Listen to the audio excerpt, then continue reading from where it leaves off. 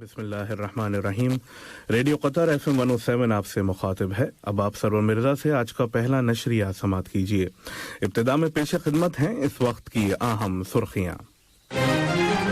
حبس امیر شیخ تمیم بن حمد آل تھانی کی سرپرستی میں دوحہ فورم کا 20واں ایڈیشن مارچ میں منعقد ہوگا۔ ریاست قطر نے فلسطینی شہریوں پر کیے گئے دہشت گرد حملے کی شدید الفاظ میں مذمت کی ہے۔ جنرل ٹیکس اتھارٹی کے مطابق ملک میں تمام قطری کمپنیوں کو 31 دسمبر سے پہلے ٹیکس ریٹرن فائل کرنا لازمی ہے۔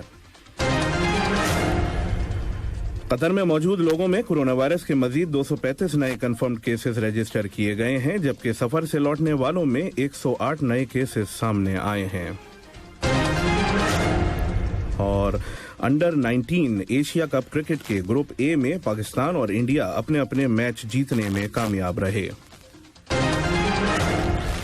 اور اب پیش خدمت ہے ریڈیو قطر FM 107 سے آج کا پہلا مفصل نشریہ۔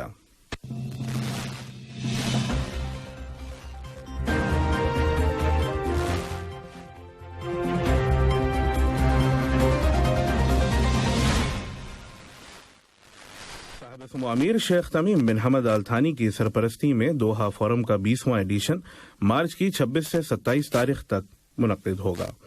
دوحہ فورم خطے کی سب سے نمایاں سیاسی تقریب ہے۔ کانفرنس کے انعقاد کی مستقل کمیٹی کے ایگزیکٹو ڈائریکٹر جناب مبارک بن اجلان القواری نے قطر نیوز ایجنسی کو دیے گئے ایک انٹرویو میں کہا کہ دوحہ فورم میں سیاسی، اقتصادی اور سماجی پہلوؤں پر کووڈ-19 کے اثرات پر بات چیت کی جائے گی۔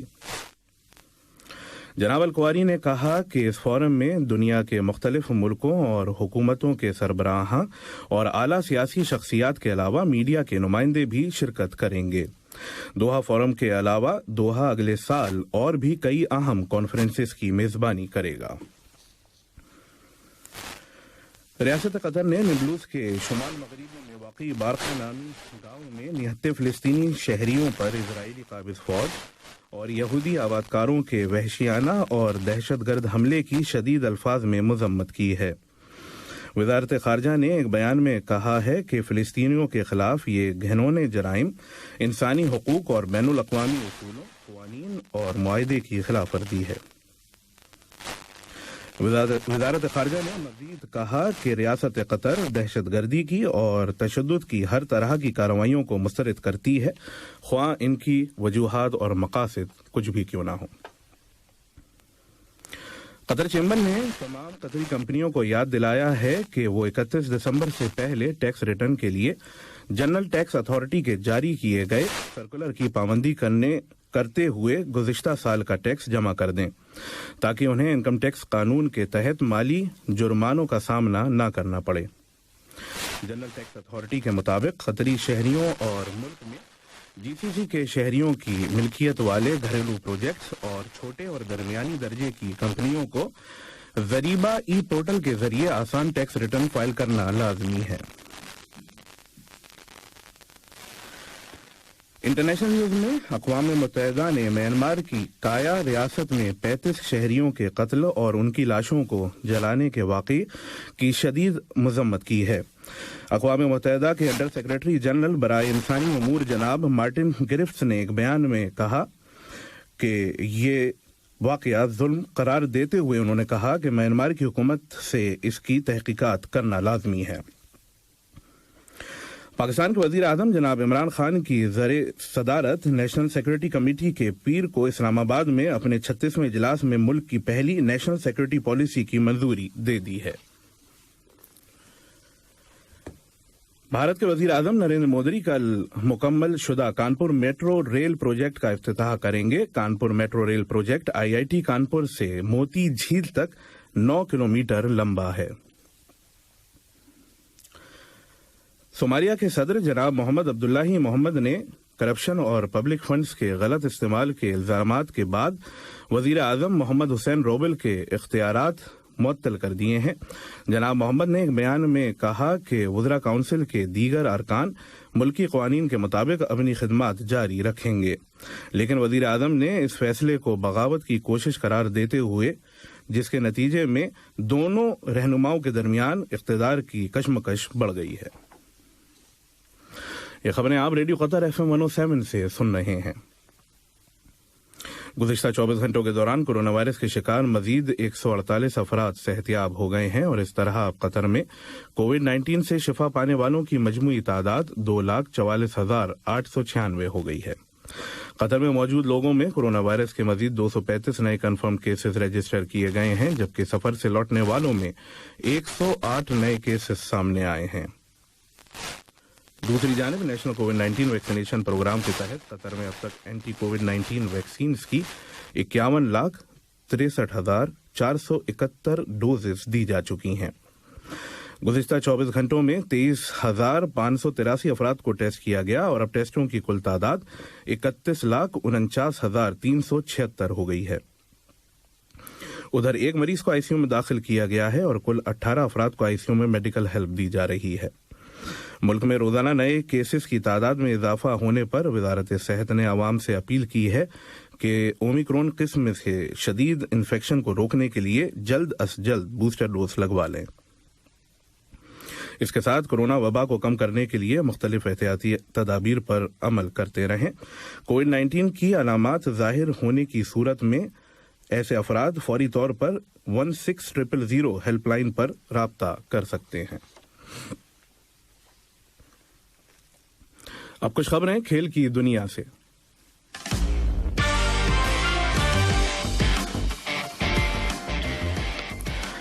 قطر اسٹارز لیگ نے اعلان کیا ہے کہ 24 مارچ کو کھیلے جانے والے اوریدو کا فٹ بال سیمی فائنلز میں الواقرہ کا مقابلہ الغرافہ سے اور ڈیفینڈنگ چیمپئن آسٹریلیا کا سامنا ریان سے ہوگا۔ قطر وومنز فٹ بال لیگ 2 سال کے بعد پیر کو اسپائر اکیڈمی گراؤنڈ میں دوبارہ شروع ہوا۔ اس سال کے مقابلے میں اسد، الخور، الاہلی، الریان، قطر اسپورٹس کلب اور الغرافہ حصہ لے رہے ہیں۔ قطر وومنز اسپورٹس کمیٹی قطر فٹ بال ایسوسی ایشن کے تعاون سے اس چیمپئن شپ کا انعقاد کر رہی ہے۔ اسکاٹ بولینڈ کی شاندار گیند بازی کی بدولت میزبان آسٹریلیا نے 5 میچوں کی ایشز کرکٹ سیریز کے تیسرے مقابلے میں انگلینڈ کو آج اننگز اور 14 رنوں سے شکست دے کر سیریز جیت لی۔ میلبورن کرکٹ گراؤنڈ میں اپنے کیریئر کے پہلے ہی ٹیسٹ میں بولینڈ نے صرف 7 رن دے کر 6 وکٹیں حاصل کی، جس سے انگلینڈ کی دوسری پاری 68 رنوں پر سمٹ گئی۔ چوتھا اور پانچواں ٹیسٹ 5 اور 14 جنوری کو ہوگا۔ انڈر 19 ایشیا کپ کرکٹ میں پاکستان نے کل گروپ اے کے ایک میچ میں میزبان ٹیم UAE کو 21 رنوں سے ہرایا۔ اسی گروپ کے ایک دوسرے مقابلے میں انڈیا نے افغانستان کو 4 وکٹوں سے شکست دے دی۔ جنوبی افریقہ کے شہر سینچورین میں انڈیا اور میزبان ٹیم کے درمیان پہلے ٹیسٹ میچ میں دوسرے دن مسلسل بارش کی وجہ سے کھیل نہیں ہو پایا۔ پہلے دن سلامی بلے باز KL راہل کے ناٹ آؤٹ 112 رنوں کی بدولت انڈیا نے اپنی پہلی پاری میں 3 وکٹیں کھو کر 272 رن بنا لیے تھے۔ خبروں کے ختم ہونے سے قبل اہم خبروں کی سرخیاں ایک مرتبہ پھر سن لیجیے۔